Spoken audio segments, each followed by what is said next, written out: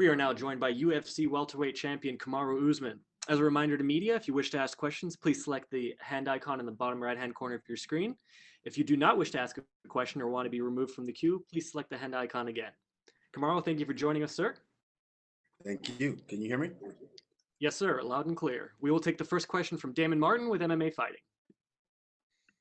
Hey, Kamaru, obviously this fight is kind of strange because it all came together on 6 days' notice, and over the last couple of days, since Jorge took the fight, a lot of attention has been paid on him. In a weird way, is that kind of taking the pressure off you because he's kind of had to do the media, he's kind of had to answer all the questions, and you've kind of got to sit back and kind of do your own thing? Yeah, I mean, things like that don't really bother me because I know I've prepared myself and I've done all I can to control what I could control. So that's all on him. I mean, he took the fight on short notice, but let's not let's not think that he hasn't been training for this. Like he has to train for one guy, and that's me. And I was training for a completely different guy. But every time you step in as a champion, you're gonna feel pressure. But that's what champions do, is how they are able to get over that. To that point, we've seen that, short notice for him is being talked about, but there's also a short notice factor for you because, Gilbert Burns is a much different fighter than Jorge Masvidal. And I don't think anyone would have blamed you if you said, I don't want to fight a different guy on 6 days' notice. So why were you willing to do that? And what was it about this matchup that you still felt so confident, even with only 6 days to feel confident facing a guy like Masvidal? Fighters fight, especially champions. I've kind of built myself just working day in and day out and training for each and every different styles, each and every different opponents. So it didn't really matter. I trained and was prepared to get into a scrap, and it didn't matter who the face was at the end of the day. So it doesn't matter. Fight is a fight. I'm going to get in there. I'm going to do what I do. One of the things that you did so well with the Colby Covington fight was, despite all the crazy things he was saying, you just kind of separated yourself from that and went out there and you were all smiles during fight week, and then you went out and obviously had a great performance, knocked him out in the 5th round. I know there's been a lot of bad blood between you and Jorge leading into this fight months ago. But can you carry that same kind of demeanor into the fight where you separate all the personal stuff and just go out there and put on a performance? That's me personally. Um, like I said, when I put in the work, and I know that I put in the work. The only thing left to do is just go out there and perform whatever he says or does, or his management team or any of them say or do. That doesn't have any effect on me. I'm stone. I see no face, and I get in there and I take care of business. And last question for you, Kamaru. You said when you tried to land this fight on short notice, you wanted it in an empty arena. You wanted the sound of your punches to land. And I know you've told me many times that, breaking an opponent, beating a guy over 4 or 5 rounds is actually a better way for you to win. You enjoy that more than a first round knockout, things like that. Now here's your chance. Empty arena, short, all the things that we're playing. Is that kind of in your mindset again, that thing you were talking about originally on Instagram? And then I know we talked about it again afterwards. Yeah, absolutely. There's a different fight that you fight as a fighter. There's a different fight that you fight with yourself internally and mentally when you're fighting somebody, and sometimes you can kind of get lost in it when you're in a stadium full of 20,000 people, and that could actually uplift you, or sometimes it can be a detriment. But when you have to fight that fight and there's no other voices but that voice in your head, and then now you got a guy beating your ass and he's talking to you and telling you things and letting it be known just his dominance over you. It's uh it's another level of breaking somebody mentally. Like there's a reason why I love to break guys over the course of the entire fight, because you land a quick punch and you knock the guy out in the first round, and the guy can carry on his career saying, oh man, if I had just protected myself against this, I got caught. That was it. I got caught in this submission. I didn't know it. I didn't this and that, blah, blah, blah. There's different type of excuse. But when you beat their ass from start to finish the whole time and outclass them completely, it breaks them internally. It takes something away from them that they can never gain back. That's a fight they don't want to fight again. Thank you, Kamaru. And we will take our next question from Jim Varsalone with the Miami Herald. Yeah, thank you, champ. I'm wondering first, what is it like being there at Fight Island, being part of this super card mega event? and then also some of the disappointment when Gilbert got tested positive and possibly not being able to fight on this big event. I mean, it's great being here on Fight Island. I think Dana and Dana White and the UFC did an amazing job of putting something like this together. I mean, it's incredible just to see the precautions that they took from bottom to top. And on top of it, yeah, I was disappointed when Gilbert fell out. It's tough to put in a training camp. Like I took time away from my daughter. I've never done that before. I moved away and I wasn't able to see my baby girl each and every day. That it was different. It's a different mindset that it puts you in. It's a different state of mind. And so when the fight fell out, I was very disappointed. And as I mentioned, I was on my way back to her, and then I get the call midway through that travel day that, hey, we might have a fight for you. So I'm just grateful. I'm grateful to be a part of this. I'm grateful for everything that these guys have done, put together, and I can't wait to go out there Saturday night and put on another performance. Is it a different vibe because Gilbert was a teammate, even though he's an opponent, a training at Sanford MMA, formerly Hard Knocks 365, and now you're going against a rival in a sense of American Top Team with Masvidal. And I guess the history too, when you were with Black Zillions, right? You beat American Top Team for the finals in that battle. Does it present a little more, give it a little more cachet because it is ATT as well as Jorge? Um, for that in that aspect, the fact that it is ATT, I guess because I know Dan Lambert very well, and it's another one that I get to put a check by. I pretty much ran through everybody in that gym, every welterweight they have in that gym, and yeah, in that aspect, it will be satisfying, and also for what Glenn Robinson started with the Black Zillion, this would be satisfying. But towards the end, I see no face, whether it's Gilbert Burns, whether it's Tyron Woodley, whether it's Kobe Covington or Jorge Masvidal. I see no face. By the time we step in there, they have to step, in front of the Nigerian Nightmare. And Champ, what about the time difference in this, in the sense of you all be fighting so early, and what things have you been doing to adjust to prepare for that and get ready for that? Yeah, I mean that's going to be a little tough, um, but I've kind of tried Are to you put a morning myself. person, Champ? I am definitely a morning person. For me, it doesn't really matter, morning or night. I can do them both. It just depends on what the task at hand is. And so if I know I have a early boxing session, maybe 6 a.m. or 7 a.m., that's not a problem for me. I'm gonna get up and I'm gonna go get it done. And so I think early morning here, by the time I fight, is gonna be equivalent to nighttime back home. So it really doesn't make a difference. You guys can see, I can perform at nighttime when I'm back in Vegas, and definitely perform in the mornings when I go to trainings. And lastly, for me, just curious, did Henry Hoof make the trip now? I know, right? Am I right on this that he was sort of out of the training element of it because you had Gilbert and you, but now that Gilbert's not fighting, is he able to come on board to be there for the fight, or you have others with you for the fight?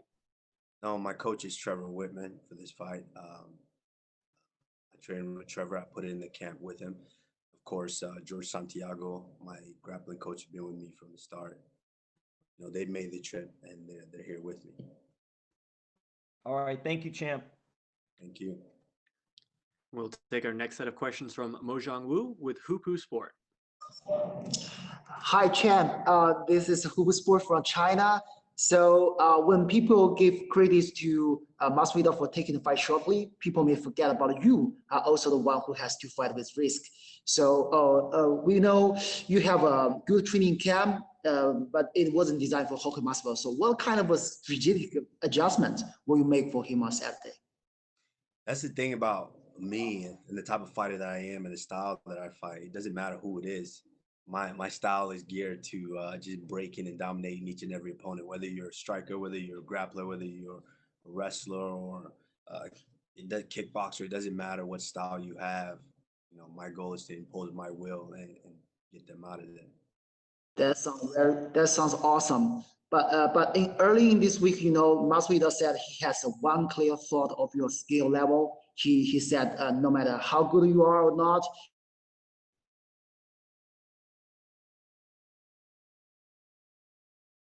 knockout. So what would you react to his preview like this? And what do you think Masvidal? Do you think Masvidal has prepared his for his capacity for this?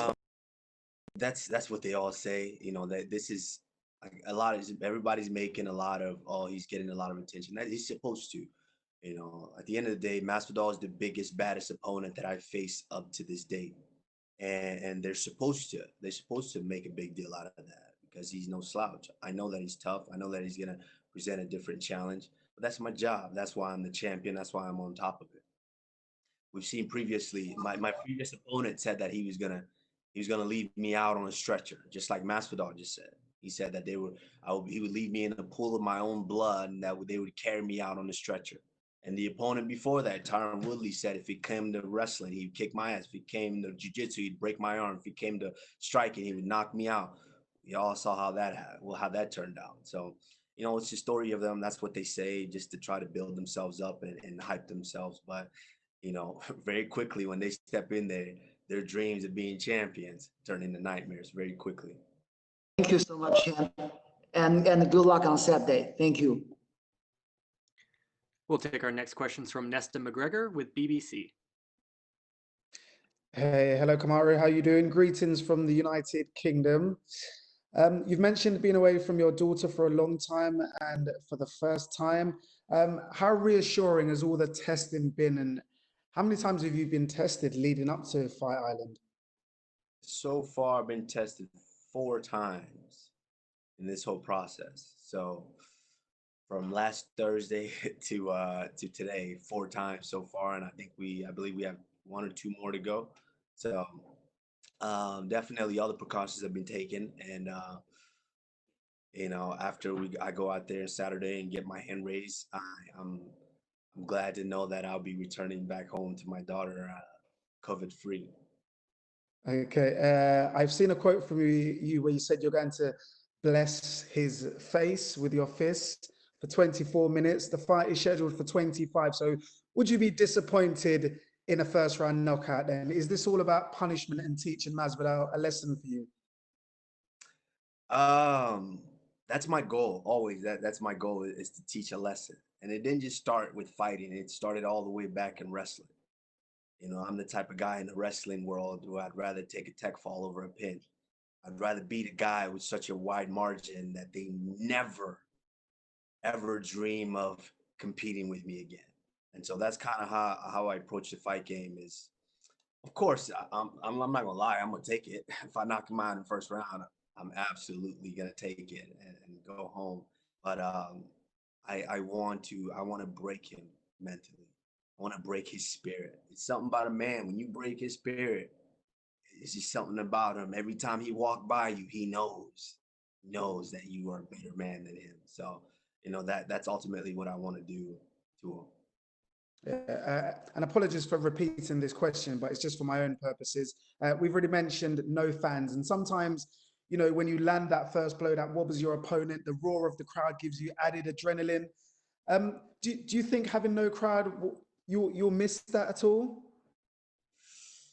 I would miss it in the sense of when I watched the whole Covington fight over again, just that moment when you finally deliver that blow, that finishing blow, the roar of the fans. It's great for optics and for the senses, but at the end of the day, that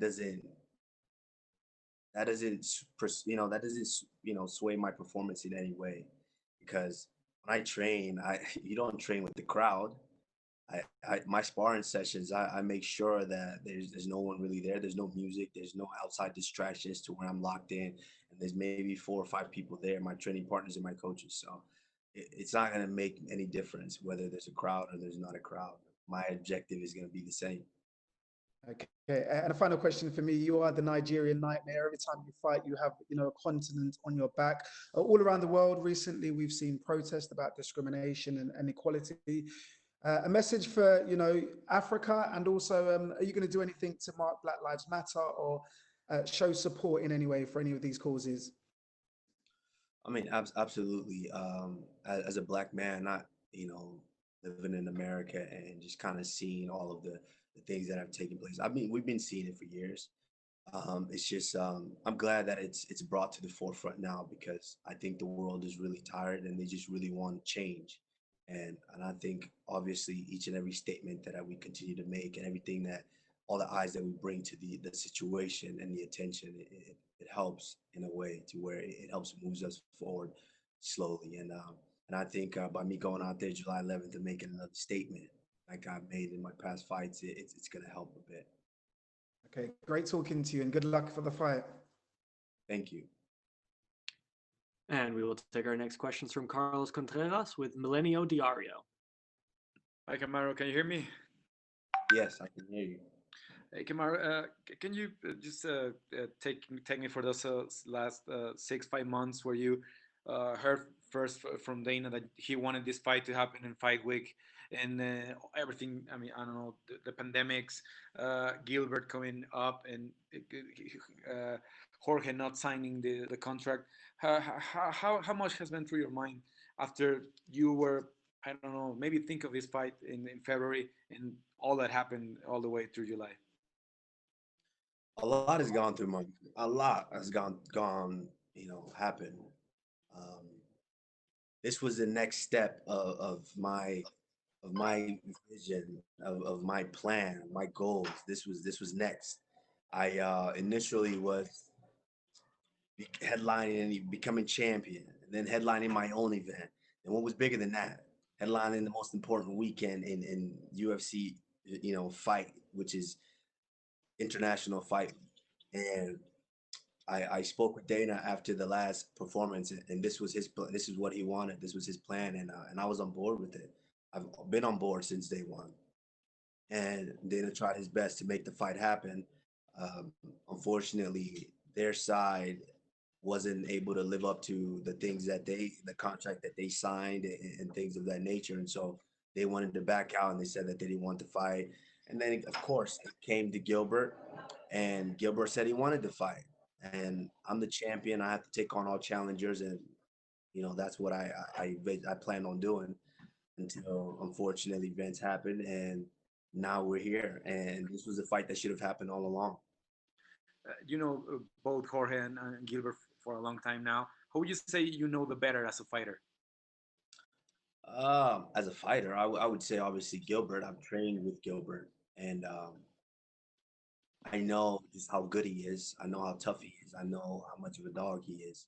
And so there's that added element there with us knowing one another. But with Jorge, he's a talented fighter. Like I said, man, he's good. He's good. He's no slouch. I don't dismiss him by any means. I don't dismiss his skills at all. I think he's a tough competitor, and there's a reason he's been around for so long. Yes, he's had his ups and downs in his career, but at this moment, he's the biggest, baddest dude next in line for me to face, and I'm fully prepared and aware of that. We're all assuming this fight is gonna sell more pay-per-views with Jorge, since Gilbert had a big streak, but he's growing his popularity just this year. Jorge is a bigger name. Is this true? Is this a bigger deal for you in terms of selling? Yeah, absolutely. At the end of the day, it takes two to tango. It's not, it's very hard for just one guy to be able to go out there and really sell to the masses.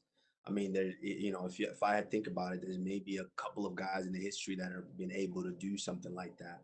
Obviously, Mike Tyson, and kind of where, the position to where Connor is kind of approaching at this moment. But only for so long can you sell bullshit to the fans. The fans know if you have someone that's worthy of a challenge or not.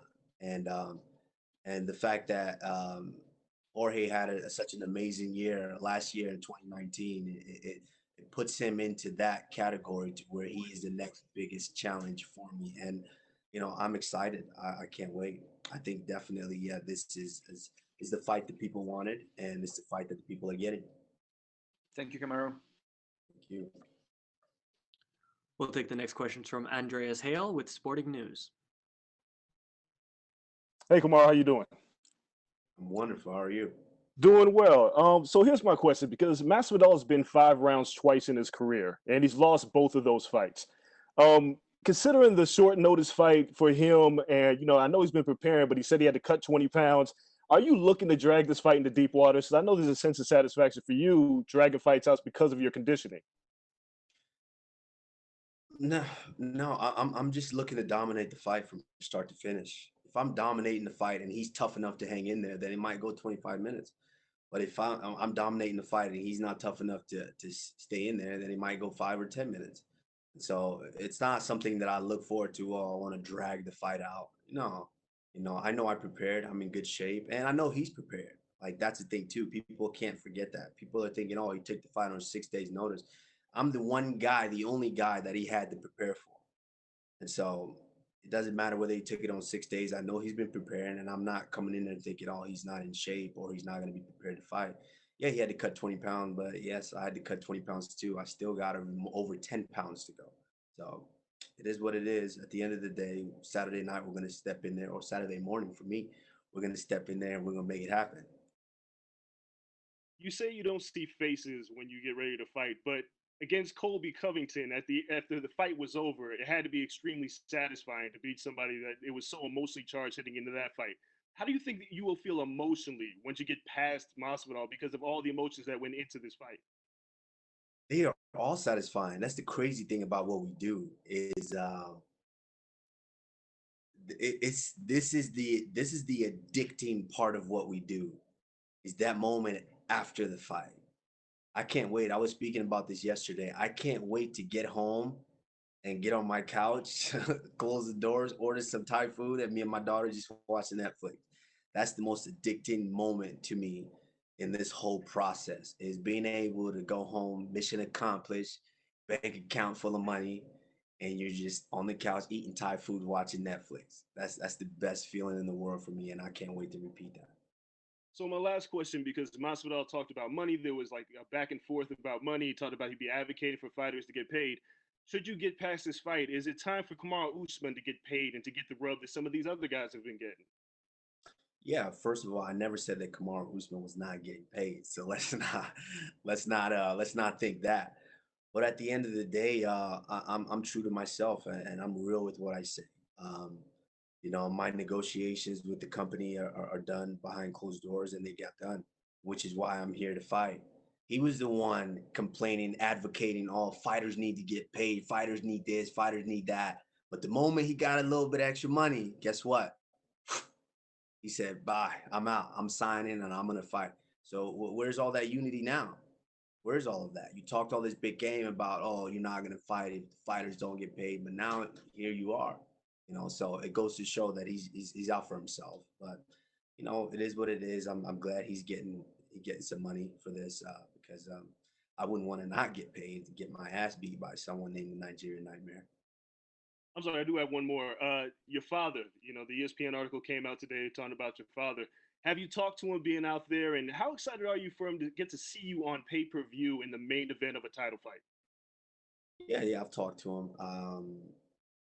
Kind of moments like this, I kind of zone out a little bit because, I'm the one who has to truly go through this process in this situation. But I'm extremely thrilled.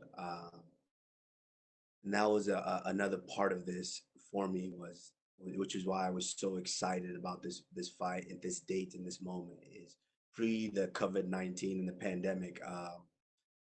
This was a culmination of everything that I've done, everything that I've worked for and sacrificed for. This was the moment that my father was going to get to be there cage side and watch his son that had put in all this time, all these countless hours, and all these efforts to get to this point to be center stage in the world. And it feels good to know that he's going to be home with my mother and they get to watch it, live on pay-per-view. But it would feel even better if he was here in the stand in the arena with me. So that means he'll be there for the next one, though, while you're still a champ. Absolutely. Cool. Good luck. Thank you for the time. Thank you. And we will take our last set of questions from Louise Green with MMA Crazy. I am Kamaru, this will be your second title defense, but out of all of the opponents that you've had in the past, where does Jorge rank? He's the best. Out of each and every one of them, he's the best. He's the next guy in front of me. He's the toughest guy in front of me. So, I don't take him lightly. I'm going out there with all of that thoughts, the thought that he is the best opponent that I've faced to date. And I have to go out there and treat him accordingly. And obviously he came out of he had the big knockout win over Askren, and then most recently over Nate Diaz. What have you thought about his past performances, and what are you going to be expecting from him on Saturday? No, he's a very, very tough fighter. He's very skilled. There's a lot of things that he does well.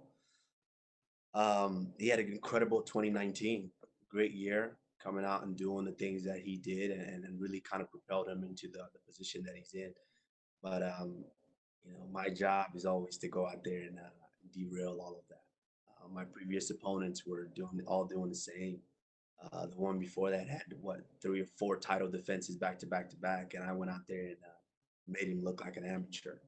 And the last guy was on a 6-7 fight win streak, dominating performances, and I went out there and still got the job done. And nothing changes here. I understand that Jorge's tough. I understand that he's very skilled, and I do believe that he believes that he's gonna come out and try to take my head off. I believe that, and I'm gonna go out there and, like I said, I'm gonna treat him accordingly, and I'm gonna discipline him the appropriate way. Gilbert Burns recently told ESPN that he was hoping and rooting, obviously, for you to win, not only because, obviously, you're former teammates, but because he thinks if Jorge wins, he's going to hold up the division by facing, the likes of Nate again and Conor, and not the real #1 contenders. What's your opinion on those comments, and how important is it for you to hold on to this title on Saturday? Well, it's important, title or no title. It's important for me to continue to be victorious and continue to improve in every facet of the game. Um, and so that's what I'm continuing to do. I don't worry about what other people think or what other people care about. What I care about is myself. And the best way for me to go out there and represent myself is to be victorious in each and every competition. So, of course I want to go out there and get the victory in dominating fashion, in exciting fashion, and take on the next opponent, whether it be Connor, whether it be George St. Pierre, whether it be Burns, or whether it be Covington. It doesn't matter. I see no face that the name does not matter. I'm going to prepare the same, and victory is what's on my mind at all costs. Okay, thanks for the time. Thank you. Thank you so much, Kamaru. That is all the time we had for you, sir. All right. Thank you.